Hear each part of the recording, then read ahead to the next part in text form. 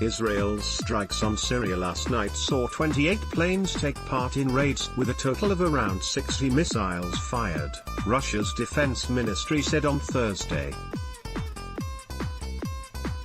28 Israeli F-15 and F-16 aircraft were used in the attack, which released around 60 air-to-ground missiles over various parts of Syria.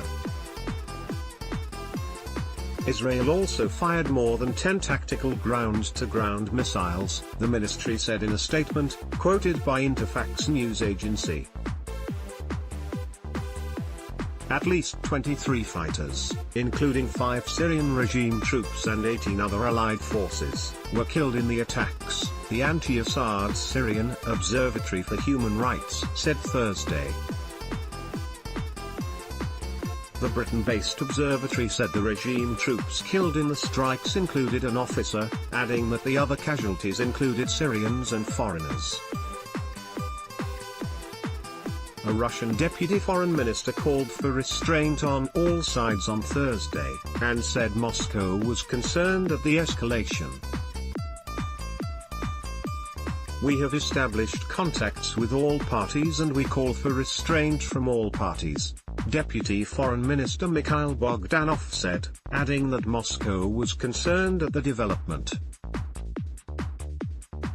Israel's army said Thursday it had hit dozens of Iranian military targets around Syria in one of its largest military operations in recent years and its biggest such assault against Iranian targets. The strikes came a day after Israeli Prime Minister Netanyahu held talks in Moscow with Russian President Vladimir Putin, whose country has provided massive military and diplomatic backing to the Assad regime in Syria. Putin has expressed deep concern over US President Donald Trump's withdrawal from the Iran nuclear deal. On Wednesday, the Russian leader called the situation in the Middle East unfortunately very acute. Netanyahu had told Putin that it is the right of every state, certainly the right of Israel, to take the necessary steps in order to protect itself from Iranian aggression, his office said in a statement Wednesday, referring to Iran's presence in Syria.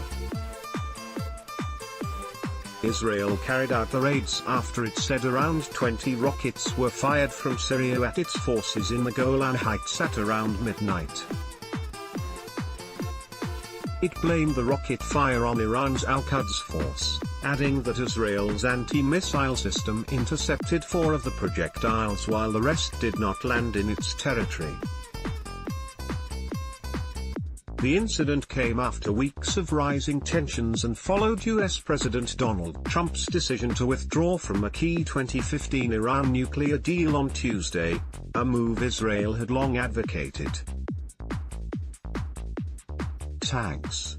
Russia, Syria, strike, Defense Ministry.